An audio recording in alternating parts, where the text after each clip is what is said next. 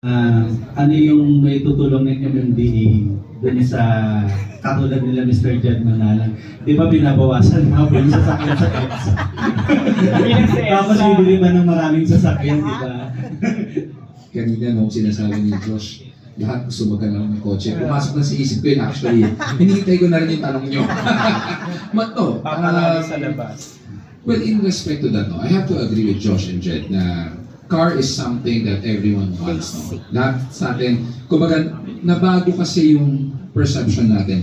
If you have a car, it's somewhat a status eh. So, gusto natin.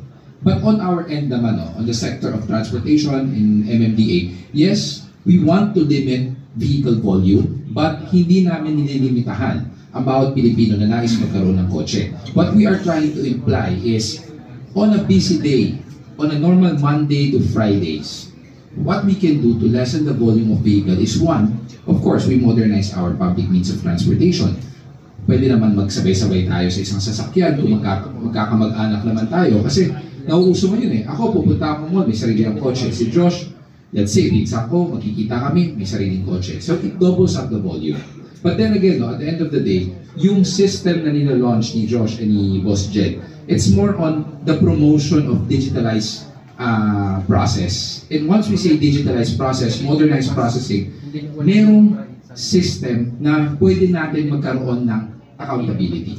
So tama yung sinabi ni Jed, yung maraming mga syndicates, mga modus. So I think it will be lessened. It will be lessened in such a term na everything is integrated in one system. It's easy for us to verify, easy to check, and at the same time, madaling i-counter-check ito with the law enforcement. Like in the case, pagdating sa mga sasakyan with the PNP Highway Patrol Group, with the LTO. So, it's easier done once there's an integrated system that is modernized. And I believe this runs on a cloud system as well. So, I think yun yung pinpoint natin. But, uulitin ko, hindi namin pinagbabawalan na magkaroon ng kotse ang bawat Pilipino. I think it's a very good move also na magkakaroon ng tsansa ang bawat Pilipino to earn a bit of living. Pwede tayo nagtatrabaho on our normal job, but at the end of the day, with the system of SOSYA, 10,000, 5,000, I think that's a very big help for a family who is trying to make ends meet on a daily basis. And sa amin naman, syempre, what we are trying to promote is disiplina, traffic discipline. So, I think it goes hand in hand eh. May sasakyan, may disiplina, lessen the volume of vehicles, improve the public means of transportation. Yun ako. Thank you, Mr. Go.